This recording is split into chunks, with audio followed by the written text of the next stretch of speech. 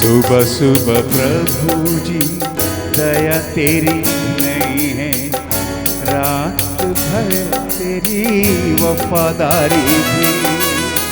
सुबह सुबह प्रभु जी दया तेरी नहीं है, रात भर तेरी वफादारी भी। वर्णन करूं मैं कैसे प्रभु जी, करता रहूं मैं बस तेरी स्तुति। वर्णन करूं मैं कैसे प्रभु जी, करता रहूं मैं बस तेरी स्तुति। ऐ मसीह तू महिमा पाए, नाम है तेरा महान। जय मसीह की। हमारा परमेश्वर फिर से हम पर अनुग्रह किया है, पवित्र वचन के सामने फिर से हम लोग आ पाया। प्रभु के असीमित प्रेम के लिए हम धन्यवाद दे। स्वागत है आप सबका इस कार्यक्रम में। आज के रोटी शीघ्र ही आने वाला प्रभु यीशु मसीह के मधुर नाम से तहे दिल से धन्यवाद देता हूं, नमस्कार करता हूं। आइए हम मिलकर प्रार्थना करें। अनुग्रहकारी स्वर्गीय पिता, धन्यवाद और स्तुति करते हैं।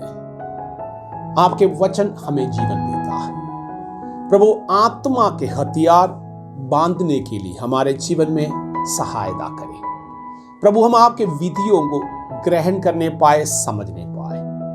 यीशु मसीह एकमात्र परमेश्वर है हमारे उद्धार के लिए। आसमान के नीचे, पृथ्वी के ऊपर, मनुष्यों के बीच में दिया गया दूसरा नाम है ही नहीं जिससे कि मनुष्य उद्धार प्राप्त करे। प्रभु जी, सच्चाई को प्रत्येक लोग समझने के लिए हमारे आत्मीय हृदय को खोले प्रभु। हम प्रार्थना करते हैं हमारे देश के प्रति, हमारे अधिकारी गणों के प्रति।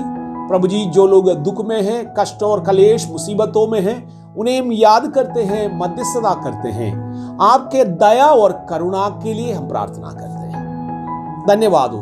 रहम करे, कृपा करे परमेश्वर, प्रत्यों पर अनुग्रह करे। सारे आदर जलाल महिमा हम आपको देते हैं यीशु मसीह के नाम से, आमीन।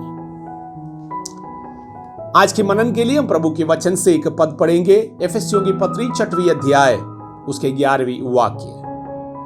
परमेश्वर के सारे हथियार बांध लो कि तुम शैतान के युक्तियों के सामने खड़े रह सको। जैसे हम अनेकों बार सुने हैं, आत्मीय जीवन एक लड़ाई है। ये लड़ाई लहू और मांस से नहीं।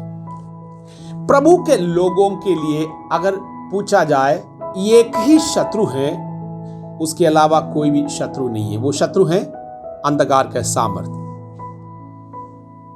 हम लोग सब मनुष्य हैं और सभी लोग परमेश्वर के संतान भी हैं। परमेश्वर कभी भी अपने संतानों के आपस में लड़ाई नहीं लड़वाते हैं। जैसे हम अनेकों बार सुने हैं, हम अपने कामों के जरिए मृत्यु को बुलावा देता है, हमारे जीवन में श्राप बुलाते हैं और हम विपत्तियों में पड़ जाते हैं। मनुष्यों के पापों के कारण प्रभु के सन्निधि से हम लोग काफी दूर चले गए।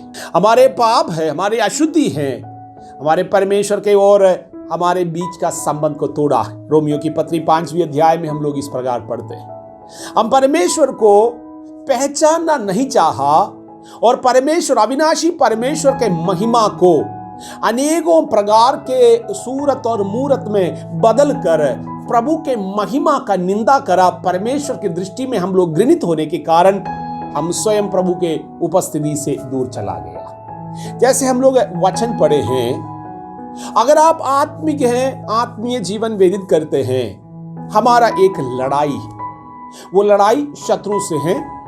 अगर आप आत्मीय व्यक्ति नहीं है, ऐसा नहीं समझिएगा आपका लड़ाई नहीं है, तब भी आपका लड़ाई है, मगर हर एक लड़ाई में आप हार जाते हो क्योंकि शैतान आपके ऊपर प्रभुता करते हैं। एक दारू पीने वाला व्यक्ति आत्मीय लड़ाई नहीं लड़ सकता क्योंकि दारू जैसे पीता है वो अपने आप में नहीं रह सकता, उसका दिमाग, उनके शरीर उसके कंट्रोल में नहीं रह सकता। इस प्रकार जैसे मैंने कहा, दारू आपके शरीर को जिस प्रकार घेर लेता है, इसी के अनुसार जब पापों के स्वभाव के लिए आप अपने शरीर को सौंप देता है, शैतान आपके शरीर को कंट्रोल करना लग जाते हैं। दारूबाज अनेकों चीज से अच्छा चाहते होंगे, उनका इमोशंस के कारण वो रोने लग जाते हैं, उनको भी खराब लगता है, लेकिन उनके शरीर में कोई सामर्थ्य नहीं रह पाते हैं। उस शत्रु जो दारू है, जो नशा है, उस शत्रु के विरोध में वो जयवंत हो, उसके पास कोई सामर्थ्य नहीं है।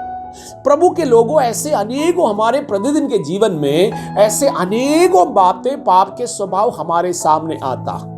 कुछ चीजें अच्छा लगने लगता, सारे लोग ऐसे करते हैं, लेकिन पौलुस कहता है, प्रभु के दास आत्मा में प्रेरित होकर कहता है, हम लोगों को निरंतर शैतान के सामना करने के लिए आत्मा के हथियारों को बांधे रखना। कई प्रकार की आत्मा की हथियारों के विषय में एफेसियों की पत्री 6वें अध्याय के 14वें वाक्य से लेकर के आमीन पौलुस लिखता है। उनमें से एक है वचन, अर्थात आत्मा के तलवार। हो सकता है बाकी जो बताया गया प्रत्येक उद्धार के टोप आप पहनेंगे, झिलम पहनेंगे और सुसमाचार के तैयारी के जूता आप पहनेंगे, ये सब कुछ सही है। केवल आप इन वस्त्र को धारण करने से बात नहीं बनेगा, आत्मा के तलवार से आपको अपने शत्रु के विरोध में लड़ना।